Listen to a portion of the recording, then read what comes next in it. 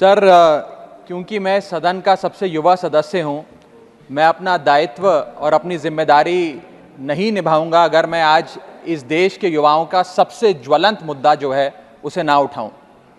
Sir, इस देश में दो शिक्षा व्यवस्थाएं हैं।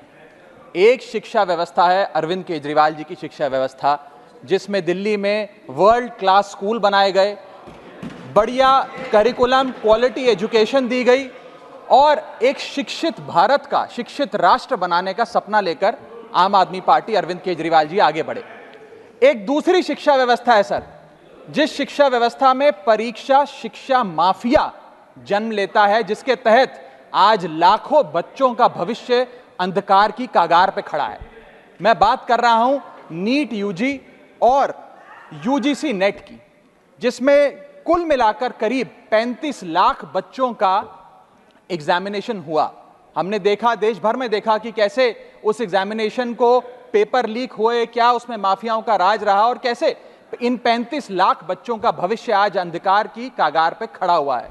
वो 35 लाख बच्चे आज इस संसद टीवी को देख रहे हैं इस उम्मीद से कि शायद उनके अधिकारों की, उनके हकों की बात होगी। भारत देश एक बहुत युवा देश है। भारत की 65% आबादी 35 साल से कम आयु की है। मैं आपको बताना चाहूंगा कि इस दुनिया के सबसे युवा देशों में भारत आता है, जहां जापान की पॉपुलेशन की औसत उम्र 50 साल है, इटली की 48 साल है, जर्मनी की 46 साल है, यूनाइटेड किंगडम की 40 साल है, चीन की 40 साल है। जहां विकसित देश बूढ़े होते जा रहे हैं, भारत देश जवान हो रहा है। भारत की औसत उम्र आज मात्र 29 साल है। लेकिन हमने इस युवा भारत के लिए किया क्या? मैं आपको बताना चाहूंगा कि भारत में दुनिया की सेकंड हाईएस्ट स्टूडेंट पॉपुलेशन है। अगर आप प्राइमरी, सेकेंडरी और हायर एजुकेशन को जोड़ लें तो कुल मिलाकर 31 करोड़ आबादी भारत देश की स्टूडेंट्स कहलाती है, यानी कि पढ़ाई लिखाई का काम करते हैं। लेकिन उन युवाओं के लिए हमने किया क्या?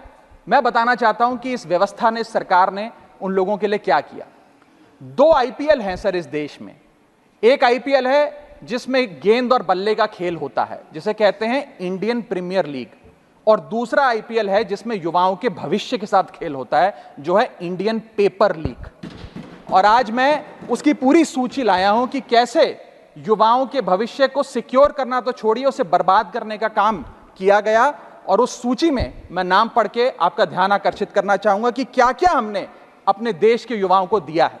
पहला, व्यापम स्कैम। दूसरा, यूजीसी नेट पेपर लीक। तीसरा, Telangana secondary school certificate examination Hindi paper leak.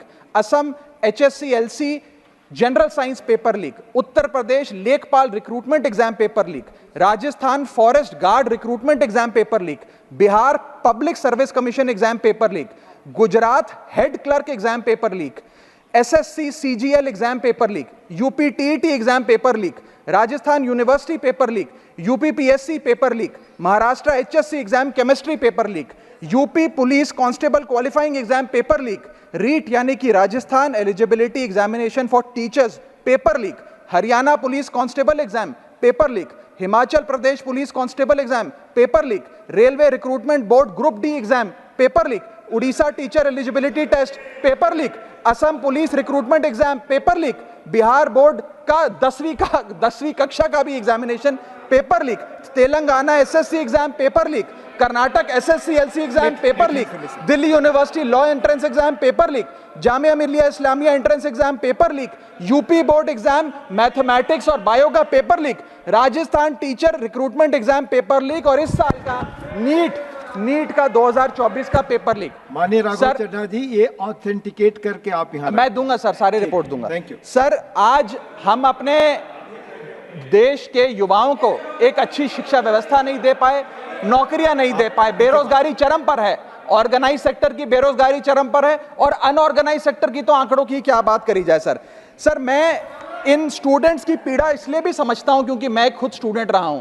इस देश की सबसे one of the most competitive examination chartered accountancy को क्लियर कर यहां पहुंचा हूं। सर, मुझे पता है कि क्या पीड़ा होती है जब सालों की आपकी मेहनत पर पानी फिर जाए, क्योंकि एक एग्जामिनेशन, एक पेपर लीक हो जाता है। तब सिर्फ दिल नहीं टूटता, विद्यार्थी एक इंसान पूरा टूट जाता है, उसका मनोबल टूट जाता है।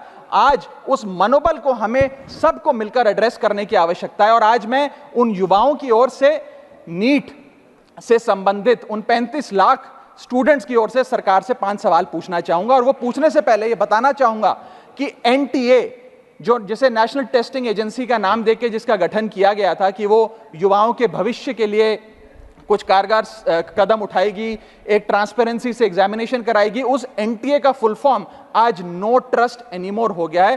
कोई भी विद्यार्थी आज इस एनटीए पे विश्वास नहीं कर रहा। और मैं विद्यार्थियों की ओर से ये 5 सवाल सरकार से पूछना चाहूंगा, नीट से संबंधित सटीक सवाल। पहला सवाल, नीट का पेपर जिसमें मात्र 1-2 बहुत हुआ तो 3-4 स्टूडेंट्स की रैंक 1 आती है, जैसे कि 2023 में मात्र 2 लोगों की रैंक 1 आई, 22 में मात्र 4 लोगों की आई, 2021 में मात्र 3 लोगों की आई।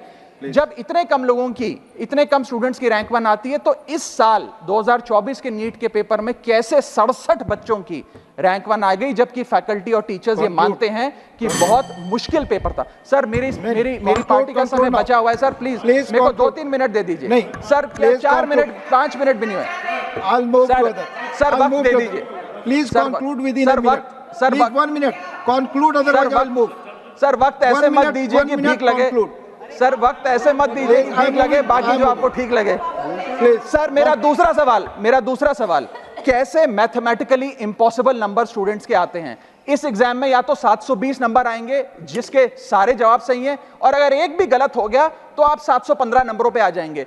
इस 715 और 720 के बीच में किसी के नंबर नहीं आ सकते, लेकिन इस बार ग्रेस मार्क्स देकर 717, 718, 719। और आखिरी सवाल, मेरा आखिरी सवाल, मैं समाप्त कर रहा हूं सर। इस बार जो इस नीट एग्जाम के नतीजे 14 जून को आने थे, उसको 10 दिन पहले कर दिया गया। हम देखते हैं कि नतीजों में देरी अक्सर होती है, लेकिन 10 दिन पहले चुनावों के शोर के नतीजों के शोर में 4 जून को नीट एग्जाम के नतीजे लाए गए। क्या मकसद था?